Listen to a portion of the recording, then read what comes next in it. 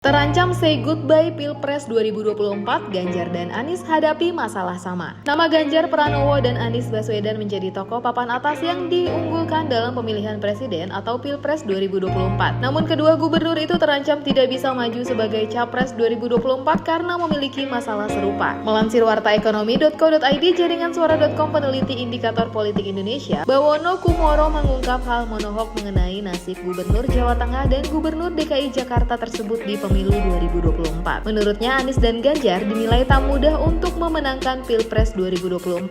Bahkan berpotensi terancam tak bisa mengikuti kontestasi politik terbesar itu. Ini karena Ganjar dan Anies tidak memiliki partai politik. Baik Ganjar dan Anies hingga sekarang masih belum menemukan partai politik yang berniat mengusung mereka. Padahal keduanya memiliki elektabilitas yang tinggi. Sebagai informasi, Undang-Undang Nomor 7 Tahun 2017 memang mengharuskan pasangan calon diusung oleh partai politik atau koalisi partai politik yang memenuhi ambang batas pencalonan presiden 20% kursi DPR. Karena itu modal elektabilitas 2 digit seperti Ganjar dan Anies tidak menjamin mereka bisa maju sebagai calon presiden. Pasalnya, yang terpenting tetaplah mencari tiket berupa partai politik sebagai kendaraan menuju pemilu 2024. Ganjar Pranowo sendiri bukan tokoh kunci pengambil keputusan di partai tempatnya bernaung, PDI Perjuangan. Hanya Ketua Umum PDIP Megawati Soekarno Putri yang berhak menentukan capres dari partainya. Sementara mengenai Anies, mantan Menteri Pendidikan dan Kebudayaan itu bukan kader partai politik manapun. Karena itu tidak mudah bagi Anies untuk menghimpun dukungan dari partai-partai politik agar dapat memenuhi ambang batas pencalonan presiden. Dalam konteks itu, Buwono justru menilai posisi Menteri Pertahanan Prabowo Subianto lebih diuntungkan. Selain masuk 3 besar bakal calon presiden dengan elektabilitas tinggi, dalam survei berbagai lembaga, Prabowo juga merupakan Ketua Umum Partai Gerindra. Koalisi Partai Gerindra dan PKB juga dinilai bisa semakin memuluskan langkah mantan Pangkostrat itu memperoleh tiket pencalonan pemilihan presiden 2024.